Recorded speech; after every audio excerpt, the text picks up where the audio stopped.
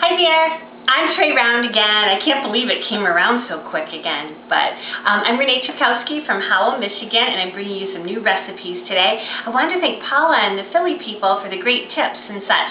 I love the information about the backlighting. That was really good and stuff. And I have to laugh because I kept expecting Paula to say, and Renee, do something with your hair. Renee, do something with your hair. Because I've got Michigan hair going. It's been windy, it's been rainy, and I can't do a thing with it. So what are you going to do? Well, today's recipe is one that I have been trying to make for a long time. My husband and I love to travel, and I don't know if you had a chance to read my profile, but I love to scuba dive, which is a trip because I can't swim. But it's one of those things where you have to conquer your fears once in a while, and I did because I really love the ocean and love being down there. And the good news is you don't really have to swim, you just got to be smart. So we travel a lot to the Caribbean and down to Mexico and such, and one of the things that we had often were different types of fish cakes, and a lot of times they were curried fish cakes with this wonderful creamy aioli sauce. So I've been home, off and on trying to work on this, and I finally found what I'm calling the secret ingredient, which happened to be the Philadelphia cream cheese that gives the aioli or the sauce the great texture that it needs to hold up to the strong flavors of the curry in the fish cake. So let me show you what I've done. Again, I've done a little bit of the prep work ahead of time because we're doing this in one shot. So first thing I start with, if you want to take a peek here, honey, is the curry fish cake batter, and the entire recipe is called curry fish cakes with grilled lemon cream aioli. And in the batter, I've got cooked fish that I flaked, and I've added flour, onion, garlic, baking powder, curry salt. You'll see the entire ingredients on the website. But I have this all mixed up, and you can see that it's a nice moist batter.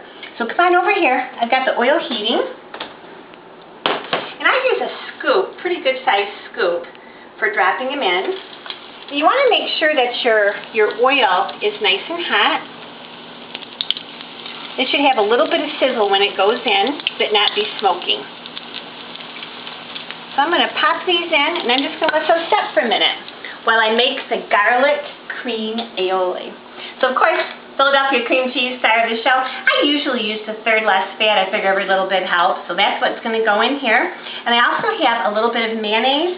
I whisk these two together so they're nice and creamy. And you can see they mix up really nicely. You just want to kind of give them a cursory blend until the other ingredients get in. Next we're going to put in about 4 cloves of garlic. This is what we like. If you taste it and it's too much for you, you can always back off a little bit, but I love garlic. It's really good for you. If you saw any of my other videos, you know I always say garlic is like a roto-rooter for your arteries. We're also going to add some curry and some cayenne pepper. Definitely has a lot of curry in it. It's really a cool flavor. I just use a standard store-bought curry, but if you're into that, you can always make up your own. Now, the next little secret ingredient I like to add are grilled lemons. And just want to show you here a little peek of what happens to lemons when you grill them. Basically, you just put them in a dry pan and turn the heat on medium to medium high and just let them set for about 5 to 7 minutes until they get a nice grill to them, just like this. A couple of things happen. They get a really nice, unique, smoky flavor. And the other thing is the juices soften and you get a lot of nice, great flavor out of here. So check this out. I'm going to press it in, and you can see that the juice is this nice smoky color. It gives it a real pretty color, real great flavor. And I use the juice from a whole lemon because an aioli is very garlicky and very lemony. Mix in. You can see that nice charred color is coming in. This is going to give this sauce a beautiful color.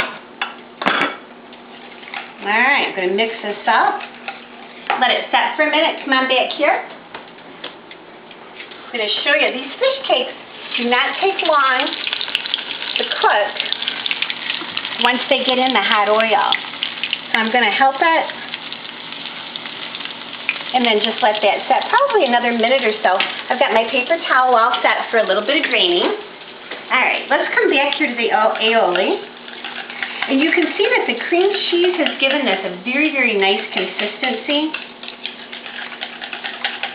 Excellent. I like to add something, a little bit of color. I usually will add in a little bit of parsley. So I'm just going to drop that in. Mix it up. Doesn't that look good?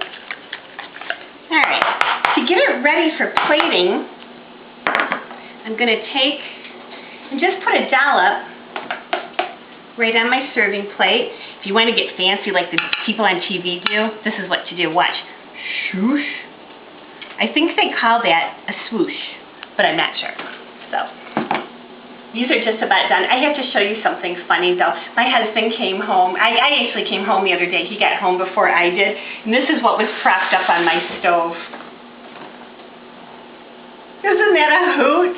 You think I never fed the guys. So anyhow, I know somebody who will cook for, or who will film for food. All right, come on back over. Can you see how nicely these have puffed up?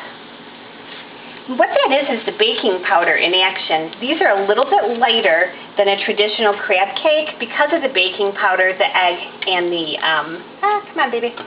The baking powder, the egg, and the moisture.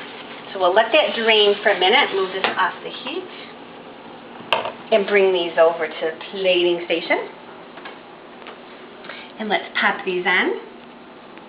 You know baking powder reacts twice, once with liquid and once with heat. So even if you mix these up ahead of time, you can, when you put them into the heat, they'll puff up again.